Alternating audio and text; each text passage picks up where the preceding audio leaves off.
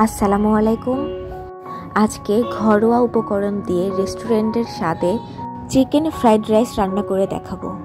এখন কেটে রাখা চিকেনে দিয়ে দিচ্ছি লবণ, ঝালের গুঁড়া, জিরা গুঁড়া, আদা বাটা, রসুন বাটা, টক দই আর সয়া সস।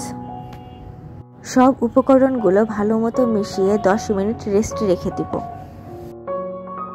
এখন একটি প্যানে 4 টেবিল চামচ তেল দিয়ে 1 চা চামচ রসুন কাটা দিয়ে দিচ্ছি। রসুন হালকা ব্রাউন হলে 1 চা চামচ পেঁয়াজ কাটা দিয়ে দিচ্ছি। পেঁয়াজ আর রসুন কিছুক্ষণ ভেজে নিতে হবে। এখন মেরিনেট করে রাখা মাংসটুকু দিয়ে দিচ্ছি। মাংসগুলো হালকা আঁচে 5 মিনিট ভেজে নিব।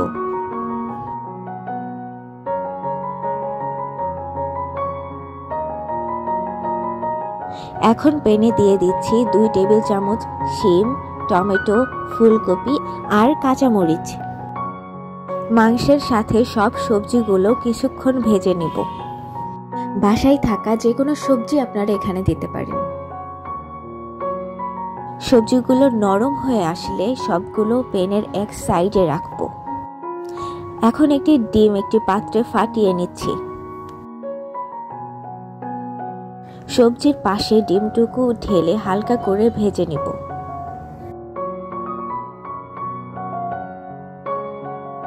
এখন সবকিছু একসাথে ভালো মতো মিশিয়ে নিচ্ছি।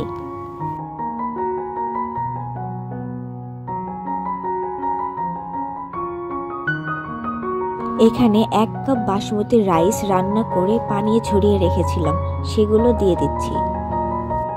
রাইসের সাথে সবকিছু ভালো মতো মিশিয়ে নিতে হবে। দিয়ে দিচ্ছি 1 টেবিল চামচ সয়া সস,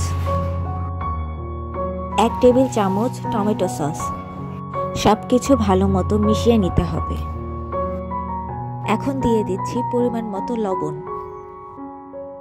সয়া সসে যেহেতু লবণ থাকে তাই ফ্রাইড রাইস রান্নার সময় আমি লবণটা একদম লাস্টে দিই।